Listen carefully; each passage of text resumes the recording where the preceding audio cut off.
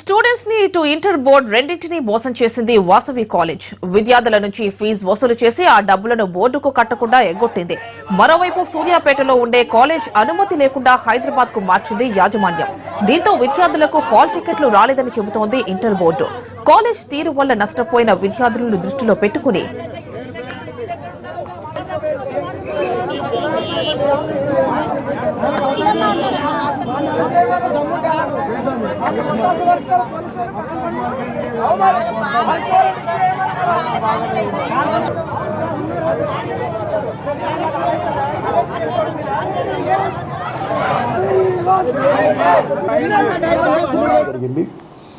వారు వచ్చి మా పిల్లలకు హాల్ టికెట్ రాలేదు అని చెప్పడం జరిగింది. అయితే అప్పుడు మేము ఏం జరిగింది అని అడిగాము. అయితే ఇట్లా మా పిల్లలకి ఎవరికి హాల్ టికెట్ రాలేదు, మేమంతా కూడా ఫీజు పే చేశాము అని అన్నారు. అయితే ఇక్కడ వెరిఫై చేస్తే పే చేయలేదు కాబట్టి అంటే యాజమాన్యం ఫీజు వసూలు చేసి మాకు బోర్డుకి కట్టలేదు కాబట్టి వాళ్ళు రికార్డులు ఎగ్జామినేషన్ గోయింగ్ స్టూడెంట్లు లేరు, అందుకే వాళ్ళకి హాల్ టికెట్ జనరేట్ కాలేదు. ఈ విధంగా బోర్డుకు చీట్ చేయడం జరిగింది. అటు తర్వాత మళ్ళీ బోర్డుకి చీట్ చేయడం జరిగింది, ముఖ్యంగా విద్యార్థులను చీట్ చేయడం జరిగింది ఇన్ని రోజుల నుంచి. సో ఇది జరిగిన మోసం. ఈ మోసం తెలుసుకున్న పేరెంట్స్కి వాళ్ళకి చెప్పడం జరిగింది, ఇది మా దగ్గర ఎవరు రాలేదు అని.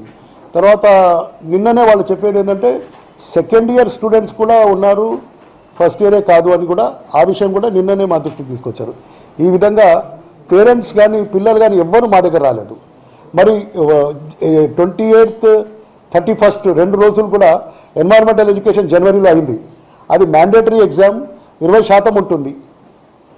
ఆ ఎగ్జామ్కి కూడా రాలేదు, వాళ్ళకి అనుమానం రాదు. ఆ పిల్లలు కానీ పేరెంట్స్ కానీ ఎవరు వచ్చి మమ్మల్ని అడగలేదు, ఏం సార్ మాకు హాల్ టికెట్ రాలేదు, మా పిల్లలు ఎవరు రాయలేదు, మరి తోటి పిల్లలు వేరే విద్యార్థులు వేరే కాలేజీలో రాస్తున్నారు అని ఎవరు రాలేదు. పేరెంట్స్ ఒక్కరు కూడా రాలేదు. తర్వాత ప్రాక్టికల్స్ జరిగాయి. 100 మార్కులలో 30 మార్కులు ఉంటాయి సైన్స్లో. ఆ ప్రాక్టికల్స్ 4 ప్రాక్టికల్స్ ఉంటాయి సైన్స్లకు.